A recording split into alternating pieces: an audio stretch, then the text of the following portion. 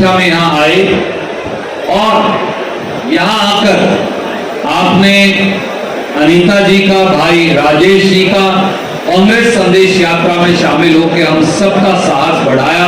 मैं आप सबको अभिनंदन, वंदन, आपको नमस्कार करता हूं। मेरे बुजुर्गों, साथियों, कलायत की ये पवित्र भूमि मेरी भी कर्म भूमि, कई मायनों में जन्मभूमि भी। उसमें आप सबका जो मेरे सामने बैठे हैं, काका, ताऊ, भाई, आपका हिस्सा है। आपके संस्कार, आपकी संस्कृति हमारी रगों के अंदर दौड़ता। कांग्रेस संदेश यात्रा करने की आवश्यकता क्यों पड़ी? एक तरफ राहुल गांधी जी जो कन्याकुमारी से कश्मीर तक 3500 किलोमीटर चले, आंधी में, तूफान में, बारिश में, गर्मी में, सर्दी में, और आज फिर दक्षिण से पश्चिम से पूर्व तक, इंफाल, मणिपुर से लेकर और महाराष्ट्र तक 6500 किलोमीटर की यात्रा कर रहे हैं। प्रदेश के हर कोने के अंदर कुमारी शैलजा जी, मैं, किरण जी और हम सब इस कांग्रेस संदेश यात्रा का संदेश एक एक कोने में खड़गे जी और राहुल जी का संदेश लेकर जा रहे हैं। पर बुजुर्गों, साथियों, ये संदेश है क्या? हम ये यात्रा क्यों कर रहे हैं? इस यात्रा की काका आवश्यकता क्यों पड़ी? कांग्रेस संदेश यात्रा की आवश्यकता इसलिए पड़ी कि लगभग 9.5-10 साल पहले जब हरियाणा के अंदर भारतीय जनता पार्टी का शासन बना, तो एक बहुत बड़ी उम्मीद कांग्रेस को नकार के लोगों के मन में जगी कि मनोहर लाल खट्टर जी और भारतीय जनता पार्टी पूरे हरियाणा की दिशा और दशा बदल देंगे। नरेंद्र मोदी और मनोहर लाल खट्टर जी ने कहा हरियाणा के किसान को के लागत पर 50% मुनाफा देंगे। किसान के खाद की कीमत, किसान की बीज की कीमत, किसान की बिजली की कीमत, किसान की जमीन का किराया, किसान की मेहनत की कीमत, फसल की कीमत के अंदर जोड़कर उस पर 50% मुनाफा देंगे। फिर एक और जुमला छोड़ दिया, बोले 2022 तक हरियाणा और हिंदुस्तान के किसान की आय दोगुनी हो जाएगी। यह भी कह दिया कि एक मजदूर के घर में, एक खेत मजदूर के घर में रोशनी का एक नया दिया जलाकर दिखाएंगे, हर घर के अंदर रोजगार दिलाकर दिखाएंगे। यह भी कह दिया कि हर आदमी के खाते में 15-15 लाख जमा करवाएंगे और नौजवानों को 2 करोड़ नौकरियां हर साल देंगे। हरियाणा वालों ने सोचा 30-40 लाख तो तारे में बनने हैं, काम चल जाएगा। इससे बात तो अपने मतलब बेरोजगार 50-60 लाख अगर लग जाए तो काम चल जाएगा। पर मेरे बुजुर्गों, साथियों, आज 10 साल बीत गए। एक सरकार दिल्ली में है और उन्हीं की सरकार हरियाणा में, और एक मलाई खाने वाला व्यक्ति जो अपने गवांड से बना वो उनकी गोदी के अंदर बैठा है, जिसको जजपा कहते हैं। पिछले 10 साल के अंदर सबसे बड़ा आक्रमण अगर कहीं बोला तो वो पेट और पीठ एक करके धरती से सोना पैदा करने वाले किसान के हक के ऊपर बोला। 3 काले कानून लेकर आए, लाखों किसान कलायत, कैथल, नरवाना, उखलाना, बरवाला, नानौर, पेवा, असम, कुरुक्षेत्र, थानेसर, लाडवा, पूरे हरियाणा का किसान, पंजाब का किसान, हिंदुस्तान का किसान हरियाणा में दिल्ली के बॉर्डर पर पैदल चलकर गया, कोई ट्रैक्टर में गया, कोई गाड़ी में गया।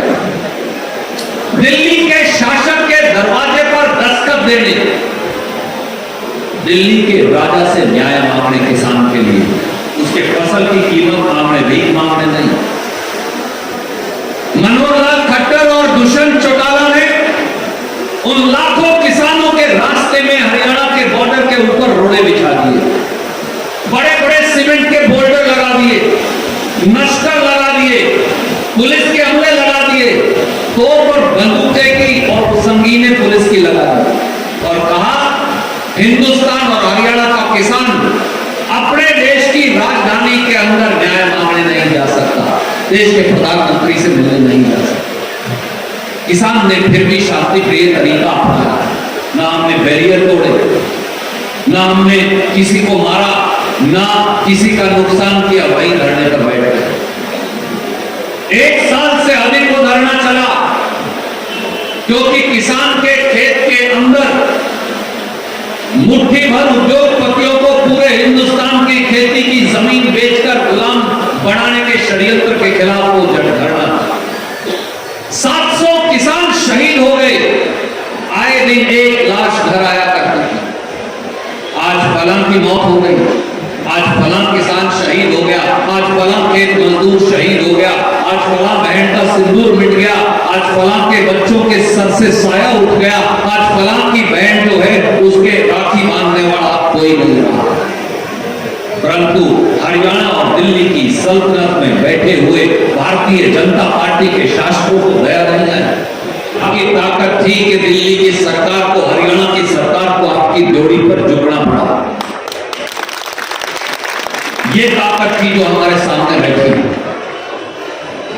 ये वो सरकार है जिसने वादा किया कि एमएसपी की गारंटी देंगे, ये झूठ बोलकर हमारा धरना उठवा दिया, परंतु आज तक एमएसपी की गारंटी नहीं दी।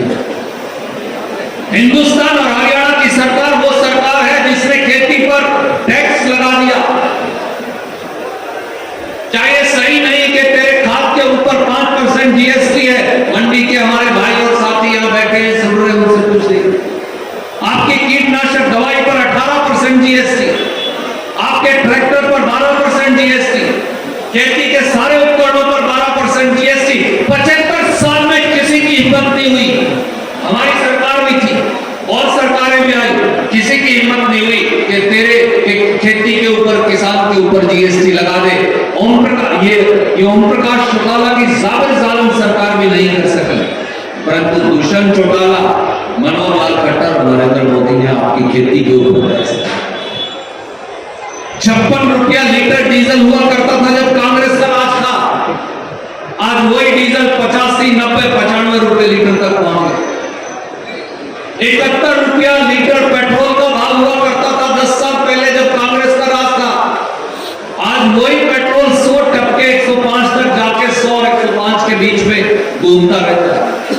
25 लाख करोड़ रुपया आपकी जेब से नरेंद्र मोदी की सरकार ने निकाला।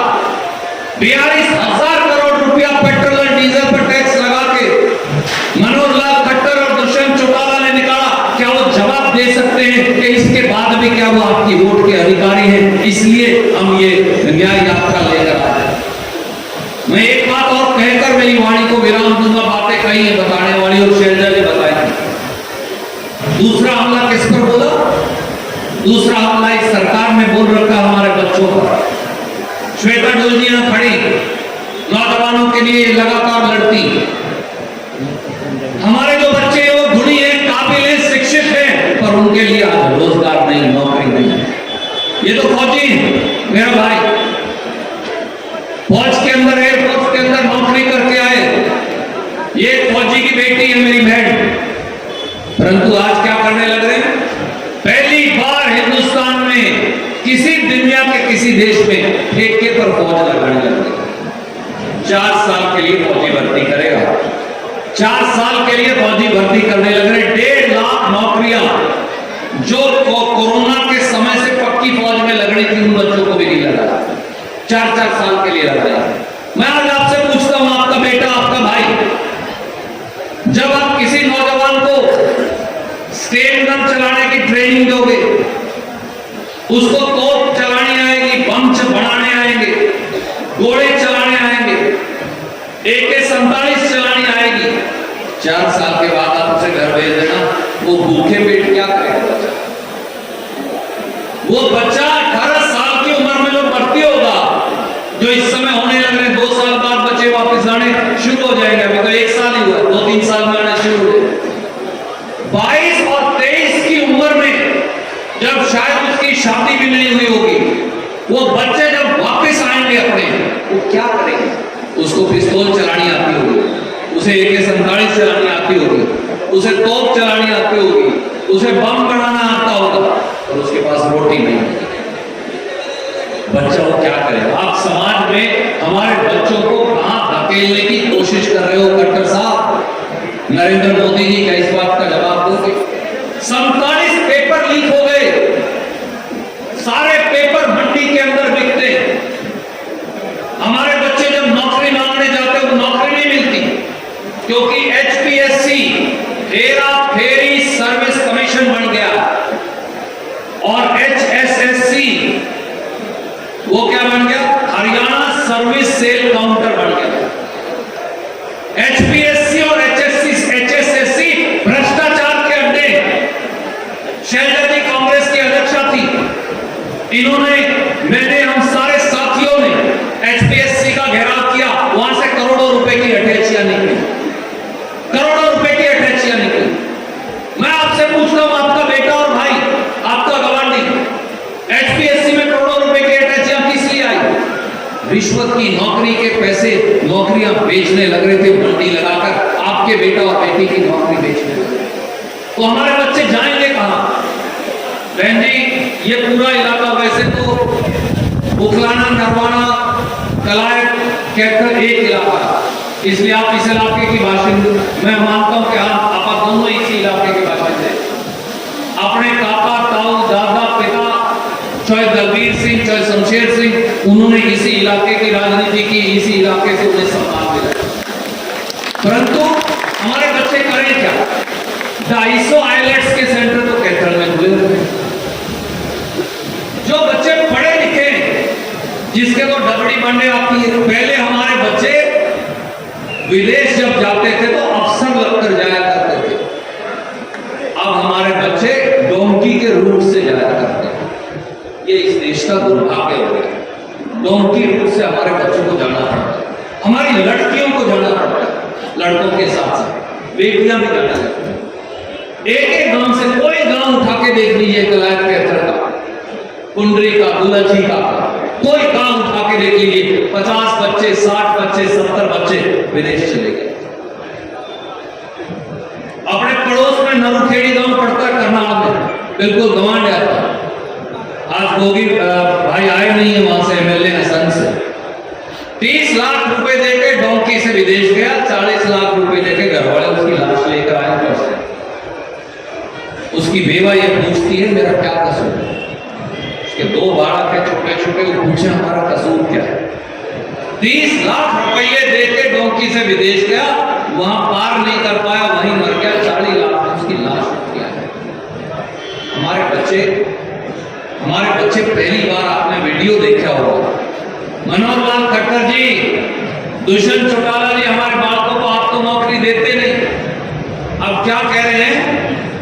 अगर कड़िया झगड़ा हो रहा हो, आप शहर में अपने बालकों को भेजा, क्यों बोलते साहब? आप वहां फोन करके भाई उल्टा आ जाओ, वहां झगड़ा होने लग रहा है। आप ऐसे शहर में कहीं नहीं भेजते जहां आपस में बम गोले चल रहे हो या मारकाट मची हुई, अपने बालक को उल्टा बुला लेते हैं। मनोहर लाल खट्टर और दुष्यंत चौटाला क्या कर रहे हैं? इजराइल में दंगे फसाद हुए, 50,000 या लाख आदमी मर चुके। ये न्यूज में हमारे बालकों को कब इजराइल जाकर मजबूर बनना, बजाय उन देशों में ना झगड़ा हो रहा है अपने बालकों को उल्टा लाने का, ये न्यूज को तब मरने के लिए वहां चले जाओ। बालक भी क्या करे, बालक भी कहने लग रहे हैं यहां भूखे मरने से अच्छा है कि इजराइल जाके 20,000 की नौकरी में मैं गोली खा के मर। ये बच्चों की हालात नहीं, इसलिए कांग्रेस संदेश। मैं और लंबी बात नहीं करूंगा, शैलजा जी अपनी बात कहेंगी।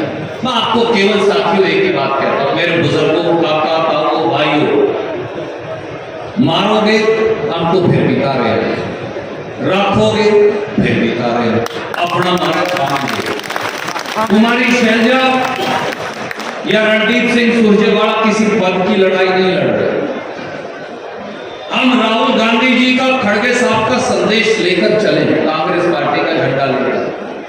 हम पदों की लड़ाई नहीं लड़ रहे, हम सत्ता परिवर्तन और व्यवस्था परिवर्तन की लड़ाई लड़ रहे हैं। सरकार भी बदले और भाई सरकार के ऊपर तारीख काठी भी हो। सरकार बदले तो इतना ही हो फिर भी फायदा मानी क्यों बेटी। सरकार बदले, ये लड़ाई राज लाने की लड़ाई है, ये लड़ाई हरियाणा का राज बदलने की लड़ाई है, ये लड़ाई सत्ता और व्यवस्था परिवर्तन की लड़ाई है। बहुत सारे लोग आएंगे इस लड़ाई के अंदर अड़चन अड़ाने के लिए, पहले भी अड़ाते रहे। बहुत सारे ऐसे लोग आएंगे जो आपस के बच्चों से धोखा करना चाहेंगे। बहुत सारे लोग ऐसे आएंगे जो आपका खेत खलिहान मंडी की ये दुकान चोर दरवाजे से लुटवाना चाहेंगे। आपको इस बात की रखवाली करनी। दुष्यंत चौटाला लेगा ना लूट के पिछली बार, तो इसलिए बहुत सारे ऐसे लोग आएंगे। हम तो मैंने कहा शैलजा बहन जी और रणदीप, हम तो आपके अपना मारा छामे गिरे तो हम मारोगे तो भी कल को पेड़ के तरह तो फिर खड़े लेके जाओगे। तो इसलिए ये लड़ाई आपके लिए हम लड़ रहे हैं। जीवन के हम राज आपके बिल्कुल डोर के ऊपर आके खड़ा है। आपको फैसला करना है ऐसे गोली भर लो या भुगता। इसलिए मेरे बुजुर्गों साथियों, मैं मेरी वाणी को विराम देते हुए केवल ये कहूंगा, ये लड़ाई सत्ता परिवर्तन की भी है, ये लड़ाई व्यवस्था परिवर्तन की भी है। अगर आपको ये लगे कि रणदीप के मुंह से निकला हर शब्द आपकी आत्मा को छुआ, अगर आपको ये लगे कि रणदीप ने जो बात कही वो खरी और सच्ची कही, कांग्रेस पार्टी की बात कही, तो आज शाम को जब राम का नाम लेके रोटी खा के जब सो, तो एक बार ये जरूर पूछ लीजिएगा, शैलजा जी जो बात कह के गई, रणदीप जो बात कह के गया, अनीता ढोल ने जो बात कही, जो हमारे साथी फौजी राजेश अंबर सर ने बात कही, जो हम सब ने बात कही, अगर हमारी बात सच्ची सूची है तो फिर एक बार इस बात के लिए मुट्ठी भींचकर तैयार हो जाइए। एक बार खड़ी करके दिखाइए कि हम सारे मिलकर सत्ता परिवर्तन और व्यवस्था परिवर्तन की लड़ाई लड़ेंगे। सबको राम राम।